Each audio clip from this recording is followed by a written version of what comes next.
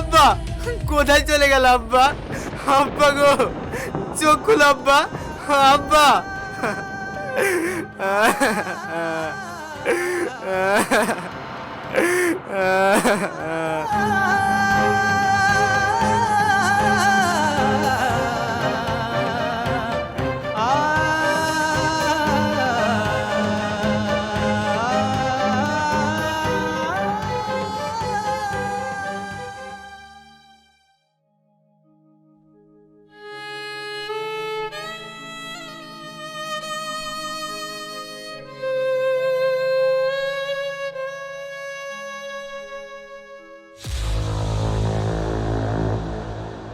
তোমরা হ্যাঁ আমরা। টাকা কবে দিবি? এইবারকার মতো মাফ করে দাও বাপ। জানোই তো বাড়িওয়ালা এইভাবে ছেড়ে চলে গেল, আর এইটুকু ছেলের উপরে আর কতই বা চাপ দিব। আমাদের কিছুদিন সময় দাও, তোমাদের সব টাকা শোধ করে দিব। এই বুড়ি, অনেক কথা শুনেছি তোদের। তো স্বামী তো এতগুলো টাকা ঋণ করে রেখে গেছিল, সেদিকে তো কোনো হুঁশ নাই। তুই তো খাচ্ছিস যাচ্ছিস ঘুরে বেড়াচ্ছিস, মাথায় কি কোনো চিন্তা আছে তোদের? না না, আজ টাকা না নিয়ে আমি যাব না। এবারের মতো ছেড়ে দাও বাপ। দেখেন, আমাদের পরিস্থিতিটা একটু বোঝার চেষ্টা করেন। আমি কথা দিচ্ছি 2-3 দিনের মধ্যে আমি যা করি হোক অল্প হলেও কিছু দিয়ে দিব। আমার কয়েকটা দিন সময় দিন। ঠিক আছে লে, তোকে 3 দিন সময় দিলাম। 3 দিনের মধ্যে আমাদের টাকা যদি না দিতে পারিস, তাহলে কিন্তু তোদেরকে এই বাড়িঘর সব ছেড়ে চলে যেতে হবে। এই চল।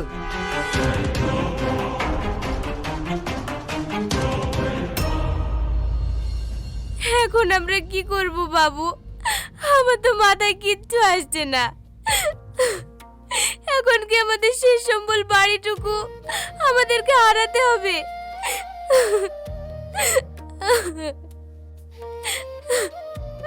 আল্লাহ, আমাদের কপালে এত কষ্ট রেখেছিলা।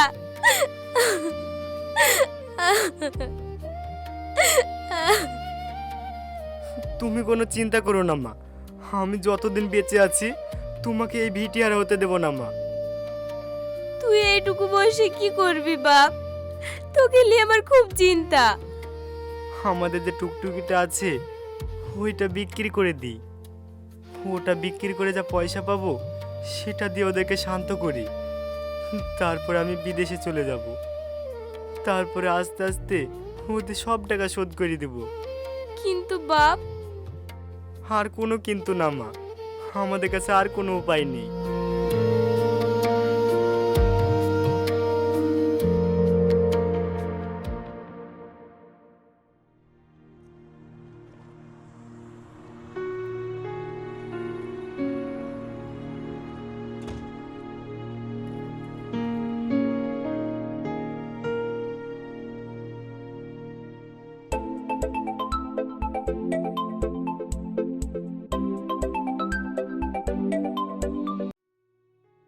রাহুল, তোমার কি হয়েছে বলো তো?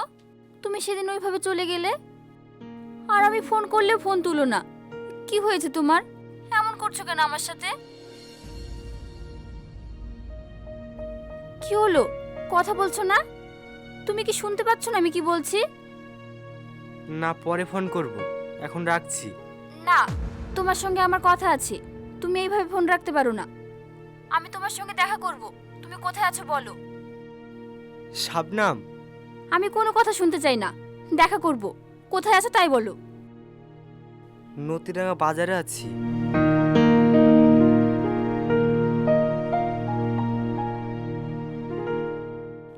সব কিছুই তো দেখলাম ভাই, এই টুকটুকি 30,000 বেশি দিতে পারবো না।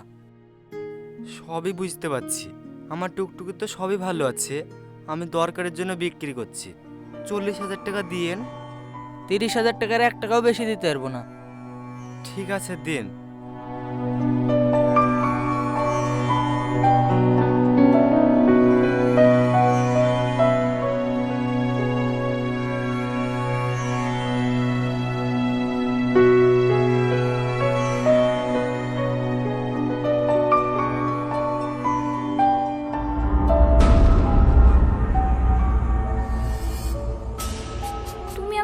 ইগনোর করছে হঠাৎ করে? কি এমন করলাম আমি যে আমার ফোন তুলছো না, দেখা করছো না? তুমি জানো আমার অবস্থা কি হচ্ছে? তোমার প্রতিশ্রুতি সবকিছু তুমি ভুলে গেলে। শাবনাম, তুমি আমাকে ভুল বোঝো না। আমি পরিস্থিতির চাপে। পরিস্থিতির চাপে? কি এমন চাপ তোমার যে তুমি আমার সঙ্গে এরকম করছো? আর সেদিন তুমি ওইভাবে চলে গেলে কেন? কি হয়েছিল?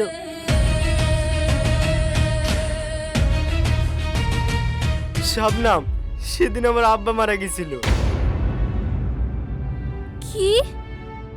তোমার আব্বা? হ্যাঁ, আব্বা মারা গেছে। তারপরে আব্বার সমস্ত ঋণের দায়ে আমার মাথায় এসে পড়েছে। আর সেদিন তো ঠিক আছে লে, তোকে 3 দিন সময় দিলাম। 3 দিনের মধ্যে আমাদের টাকা যদি না দিতে পারিস, তাহলে কিন্তু তোদেরকে এই বাড়িঘর সব ছেড়ে চলে যেতে হবে। এই চল। কি? তোমার সাথে এত কিছু হয়ে গেছে আর আমি তোমাকে কত ভুল বুঝেছি। ছি, আমার নিজের উপরে ঘেন্না হচ্ছে। রাহুল, তুমি মন খারাপ করো না। আমি সব সময় তোমার পাশে আছি। তুমি একদম চিন্তা করো না, সব ঠিক হয়ে যাবে। শাবনাম, আমাকে কয়েকদিনের মধ্যে বিদেশে চলে যেতে হবে। আমি ঋণ না শোধ করতে পারলে ওরা আমাদের ঘর বাড়ি সব কেড়ে নেবে। তখন আমি আমার মাটাকে নিয়ে কোথায় গিয়ে দাঁড়াবো? হ্যাঁ রাহুল, তুমি ঠিকই বলেছ। তুমি যাও, তবে হ্যাঁ, আমাকে ভুলে যেও না। আমি অপেক্ষায় থাকবো। শাবনাম, তুমি আমাকে কথা দাও, আমরা দুজন যেখানেই থাকি তুমি আমাকে এইভাবে সারা জীবন ভালোবেসে যাবে। কথা দিলাম, তোমাকে ছাড়া অন্য কারোর কথা ভাববো না। সারা জীবন তোমাকে মনের মধ্যে আগলে রাখবো।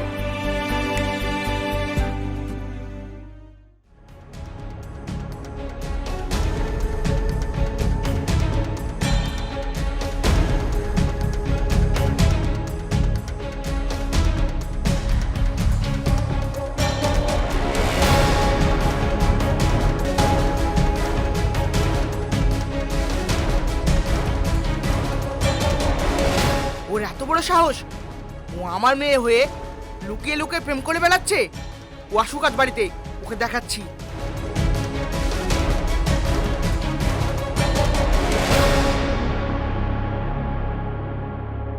তোমরা সব জানো, তোমরা সব সময় ওর সাথে থাকো। বলো ওই ছেলেটিকে কি ওর পরিচয়? কি আবার হবে? ও তো টুকটুকি চালিয়ে বেড়ায়, পাশের গ্রামে বাড়ি।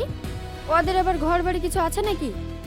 কদিন হলো ওর আব্বা মরে গেছে, ওদের উপর অনেক টাকা ঋণ। কি এত বড় স্পর্ধা! ওই ভিকিরির ছেলে আমার মেয়ের দিকে চোখ দিয়েছে। এই প্রিয়া, তুই এমন করে বলছিস কেন? এই, তুই চুপ কর তো। আজ আসুক তোমার মেয়ে বাড়িতে। আজ থেকে ওর বাড়ি থেকে বেরোনো বন্ধ। আমি 2-1 দিনের মধ্যে ভালো ছেলে লেগে ওর বিয়ে দিয়ে দেবো। এই যাও, তোমরা বাড়ি যাও।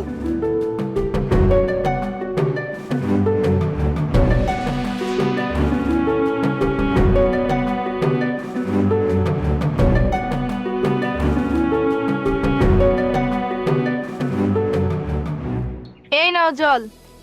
রাখো তো তোমার জল, আমার মাথা গরম হয়ে গেছে। আমার মাথায় জল ঢালো।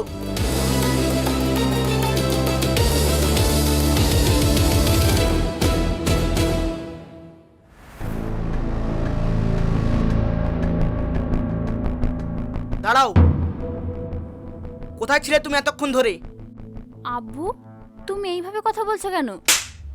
তোমার স্পটটা হয় কি করে? তুমি এই বাড়ির মেয়ে হয়ে ওই ভিকিরির ছেলের সঙ্গে প্রেম করছো? আব্বু, আমি ওকে খুব ভালোবেসে ফেলেছি। ও খুব ভালো ছেলে। তুমি একবার ওর সাথে কথা বলে দেখো। ছাড়ো আমাকে, আমি কোনো কথা শুনতে চাই না। আমি কিছুদিনের মধ্যেই তোমার বিয়ে দেব।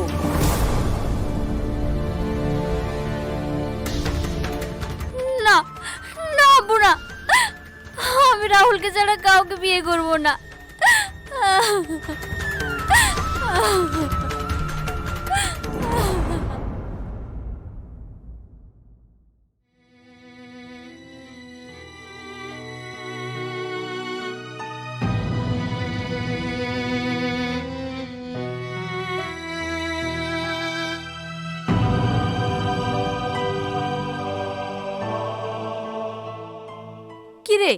তুই এখনো রেডি হসনি?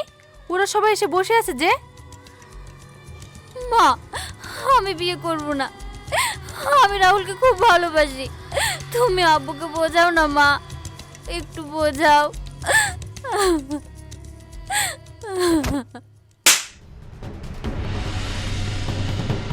চুপ কর। ছোট থেকে তোকে কিছু বলা হয় না বলে তুই দিন দিন মাথা চেপে বসছিস। আমার সামনে যা বললি বললি, তোর আব্বুর সামনে যেন এসব কথা বলিস না। তাড়াতাড়ি রেডি হয়ে বাইরে আয়।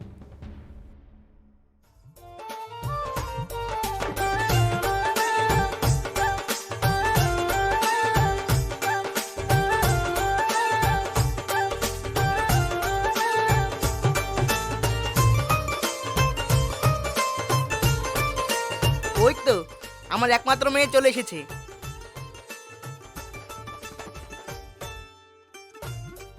কি ব্যাপার, মেয়ের মন খারাপ লাগছে? আরে না না, বুড়ির শরীর খারাপ তো তাই। শাবনাম, সবাইকে চাগুলো দাও। থাক মা, বসো।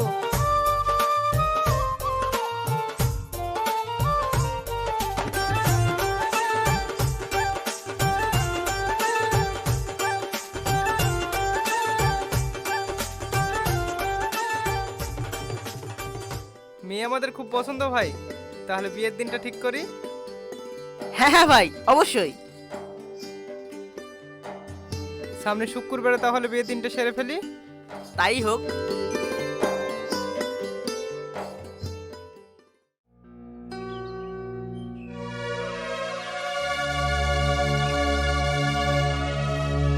ইরানি, কোথায় যাচ্ছ তোমরা? শাবনামকে এই দুদিন ধরে দেখতে পাচ্ছি না যে। আমি ওকে ফোন করছি, ফোনেও পাচ্ছি না। আমি আজ বাইরে চলে যাব, ওকে একবার দেখা করতে বলো না। আরে তুমি জানো না শাবনূমের বিয়ে? শাবনামের বিয়ে মানে? আরে তোমার মতো ছেলে ও দিনে 10-12টা করে চড়ায়। কোথায় ও আর কোথায় তুমি? বামন হয়ে চাঁদের দিকে হাত বাড়াতে যেও না, ছ্যাঁকা খাবে। তোমার জন্য সত্যি আমার খুব খারাপ লাগছে রাহুল। এসব কি বলছো তুমি? শাবনাম আমাকে সত্যি ভালোবাসে, আর আমি ওকে খুব ভালোবাসি। ভালোবাসা টাকার কাছে হেরে যায় রাহুল। ও অনেক টাকা পয়সাওয়ালা বাড়িতে বিয়ে করছে, আর তোমার তো কিছুই নেই। ও তোমার কি দেখে বিয়ে করবে? বড় লোকরা সব এমনই হয়। আসছি রাহুল।